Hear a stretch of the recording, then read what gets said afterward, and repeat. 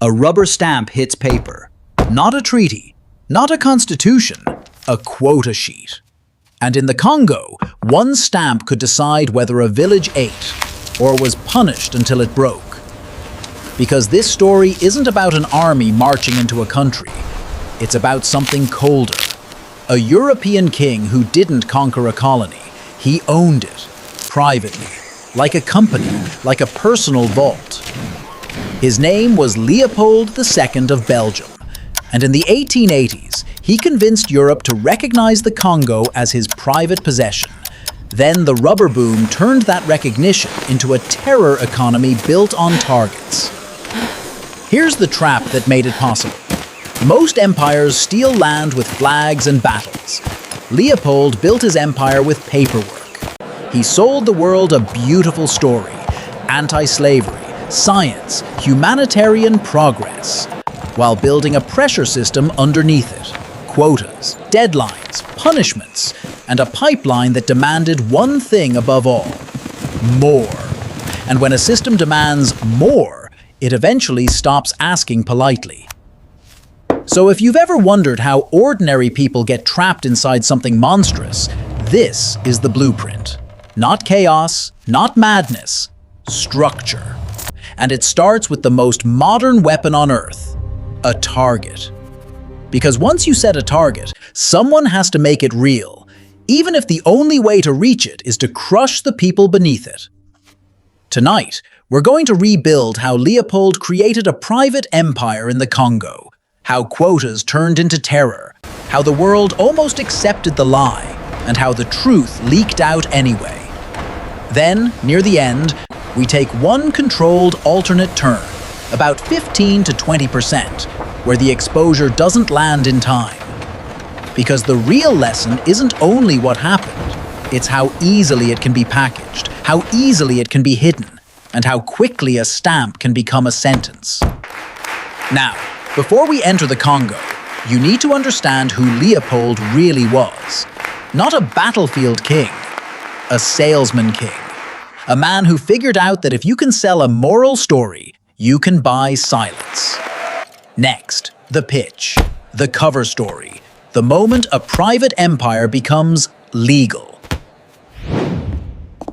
Gentlemen, we must finalize the terms. Leopold doesn't start with ships and cannons. He starts with rooms in Europe, polished rooms, where powerful men can feel moral while they approve someone else's future. If you want to do something ugly, wrap it in something noble. So, Leopold builds a brand. He sponsors conferences about geography and civilization. He speaks the language elites want to hear: ending slavery, bringing trade, bringing progress. Then, he hires a famous operator to do the real work on the ground: Henry Morton Stanley.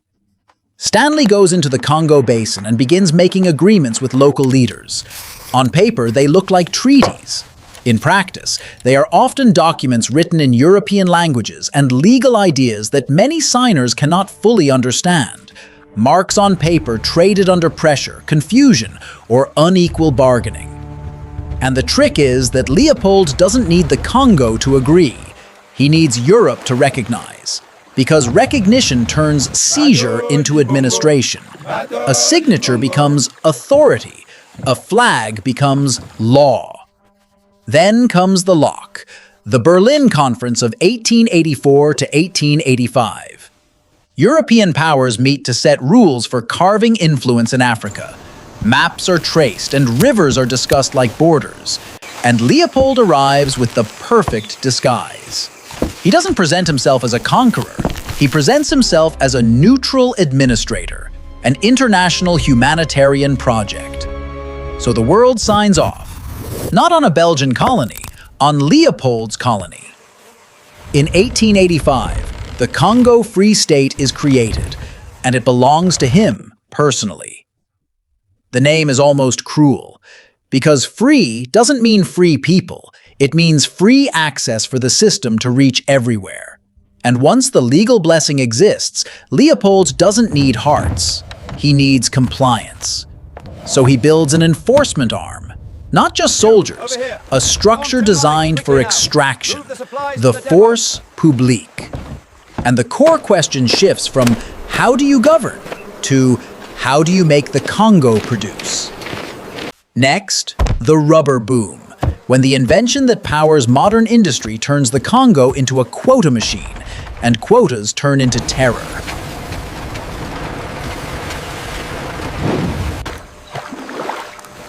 The Congo doesn't become hell overnight.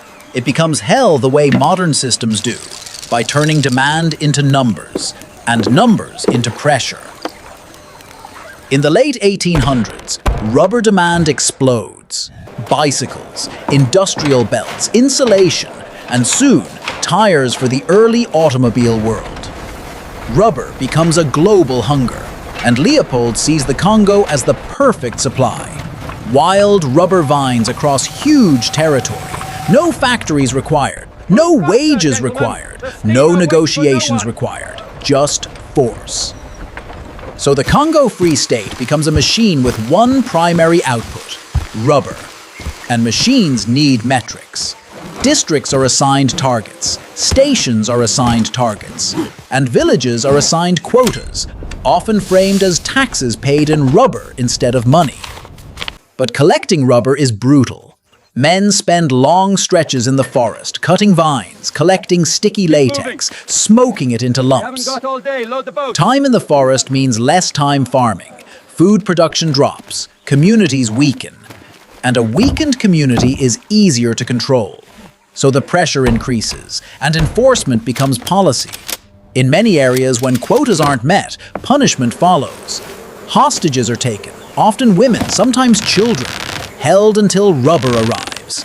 It creates a hostage economy. Human beings become collateral for production targets.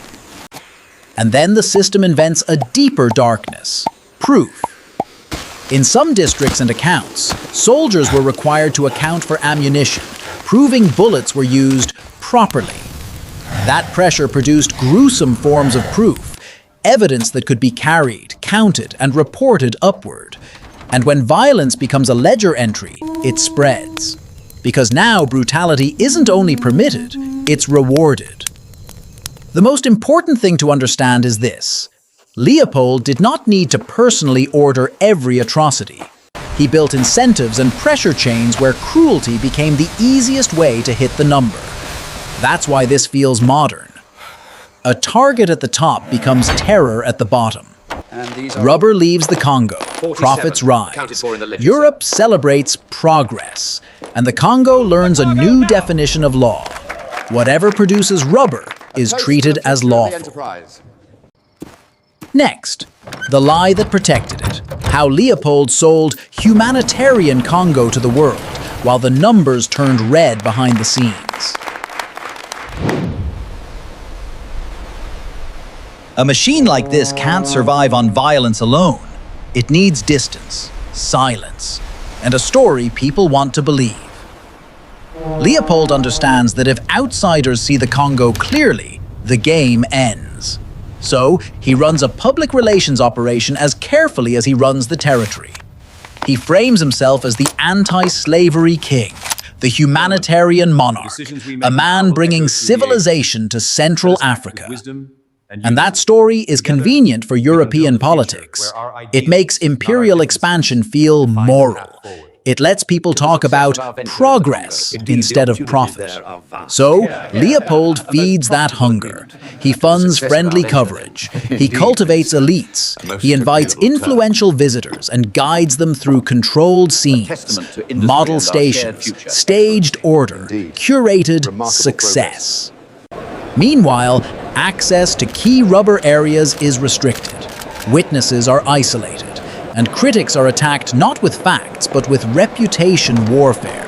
He calls them liars. He frames them as enemies of progress. If you can't deny the accusation, discredit the witness. And the paperwork still looks clean. On official paper, the horror rarely appears as terror. It appears as output, reports of compliance, security operations, administration, numbers that look like governance. If you never see the bodies behind the metric, you can pretend it's just management. But even the best lie has a weakness. It relies on controlling the narrative completely, and narrative control breaks when the wrong outsider sees the wrong pattern and refuses to look away. By the late 1890s, cracks form. Missionaries send letters, some traders talk, a few officials resign and whisper what they saw. But whispers don't topple a king. You need a public case. You need measurement. You need someone who can translate moral horror into evidence the world recognizes. And that begins with something as boring as shipping logs. A clerk named Edmund Dean Morel notices an imbalance. Ships return from the Congo loaded with valuable exports, rubber and ivory. But ships going into the Congo do not look like normal trade. They carry far fewer trade goods and far more supplies that suggest coercion, arms and ammunition, the infrastructure of enforcement. That's when the lie starts to wobble, because a humanitarian project shouldn't need an export pipeline protected by rifles. Next, the exposure. How the Congo horror breaks into international spotlight, and why Leopold's private empire finally starts collapsing under its own evidence.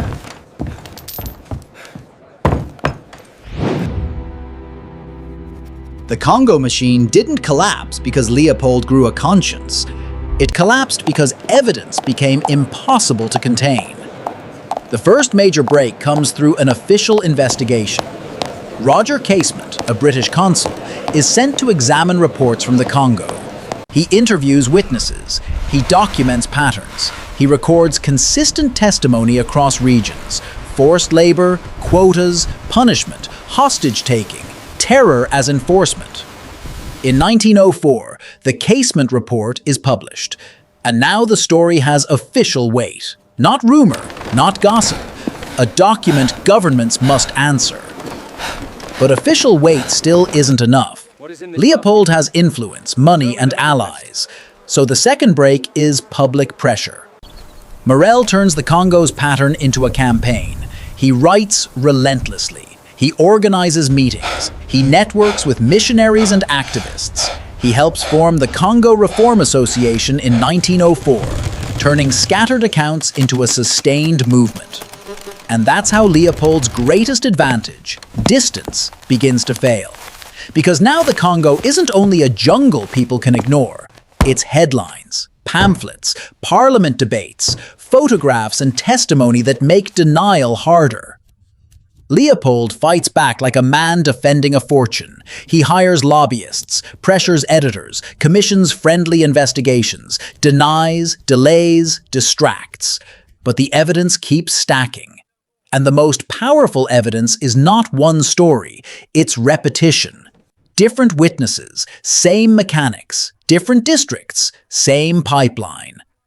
That's how systems are exposed, by patterns that can't be explained away as accidents. As pressure rises, Leopold tries to control the ending. He destroys records, burns archives, erases paper trails. Because a king who built an empire with paperwork knows the final danger is paperwork that proves intent. But not everything disappears. International pressure holds, and in 1908, the Congo Free State ends as a private property. Leopold loses personal ownership. The territory becomes a Belgian state colony. That's the uncomfortable truth. The monster loses control, but the machine does not instantly vanish. The owner changes, the structure remains. And now we arrive at our hinge, because the real timeline ends with exposure and transfer. But our channel is alternate realities for a reason. We take one controlled turn, just enough to show what was actually at stake. Next, the alternate branch. What happens when the world looks away longer and the machine gets time to evolve? Now we take the controlled turn. In the real timeline, the lie cracks. Casement's report lands in 1904. Morel builds pressure, and by 1908, Leopold loses personal ownership. But in this alternate branch, timing shifts just enough to change everything. Not because the truth disappears completely, but because the world never becomes synchronized enough to act. Casement still investigates, but the report is delayed or softened. The reform movement still exists, but it fractures early. Funding problems, distractions, political fatigue. And Leopold uses the gap the way a system uses a gap. He accelerates. First, he tightens access. Missionaries are pushed farther from key districts. Permits become harder. Travel routes become controlled. Witnesses become harder to find. Second, he professionalizes the lie. Selective transparency. A few model locations staged for visitors, clean, controlled, photographed. A humanitarian mask built not to reveal the truth, but to absorb criticism. Third, and most dangerous, he updates incentives. In the real world, parts of the quota system were brutally chaotic. In this alternate branch, it becomes standardized and more administrative. Targets are refined, rotations are controlled, punishment becomes less photographable and more procedural, restriction, forced reassignment, permanent intimidation. The same terror, cleaner on paper, harder to prove from outside. Zoom out and watch the ripple. Rubber output rises, profits rise. Leopold's fortune grows large enough to buy deeper protection. But the Congo doesn't just suffer longer. Its society changes shape under extended extraction. Farming collapses in wider regions. Food insecurity spreads. Displacement becomes normal. Local leadership structures are weakened, and the deepest damage becomes psychological. People learn that the safest strategy is invisibility. Don't stand out, don't speak, don't attract attention. Fear becomes daily life. And the final twist is this. Even in a successful Leopold timeline, the system still isn't sustainable. Rubber vines are over-harvested, regions are exhausted. Resistance spreads as refusal, flight, sabotage, disappearance. So the system responds the only way it knows. More pressure, higher quotas, bigger punishments, which accelerates collapse. If the world looks away longer, Leopold doesn't create a stable super colony, he creates a deeper crater. And when exposure eventually comes, because it always does, it's not a reform, it's a rupture. Now we return to the real timeline, because the point of the alternate branch isn't fantasy, it's clarity. It shows the difference between a machine that gets interrupted and a machine that gets time to evolve. What choice do we have? Next, the survival lesson. How quota empires work, why they repeat in different forms, and how to recognize the paperwork that turns into terror. Here's the lesson of Leopold's Congo, real timeline or alternate. Systems can do immense harm without needing constant hatred. They only need incentives, distance, and pressure. A quota empire requires 3 ingredients. 1. A valuable output. Rubber then. Resources now. Money, data, labor. 2. A distance gap. A space where the people benefiting don't have to watch the cost. 3. A pressure chain. A hierarchy where each level is punished if the number isn't met. And once that exists, the most dangerous feature appears. Nobody feels fully responsible. The king says, "It's progress." The officer says, "It's policy." The soldier says, "It's enforcement." The clerk says, "It's paperwork." Everyone points upward, and harm becomes the system. That's why Leopold's Congo matters. Not because it's old, because it's modern. It's one of the clearest examples of how humans can be turned into inputs, while the outside world calls it development. So the survival lesson is not movie bravery, it's recognition. Quota empires announced themselves early by trying to control three things: information, movement, legitimacy. Information control looks like restricted access, guided tours, friendly reports, critics discredited instead of answered. Movement control looks like permits, checkpoints, restricted zones, and temporary rules that can be renewed. Legitimacy control looks like moral branding used as a shield from inspection, humanitarian language that cannot be audited. And if you remember one line from this story, make it this: when targets become sacred, people become disposable. Next episode, we stay in history, but we move to another kind of dark power. A system that didn't need a private empire because it turned the state itself into a weapon. Subscribe, because in alternate realities, we don't just retell the past. We use it to recognize the shape of the next system before it learns your name.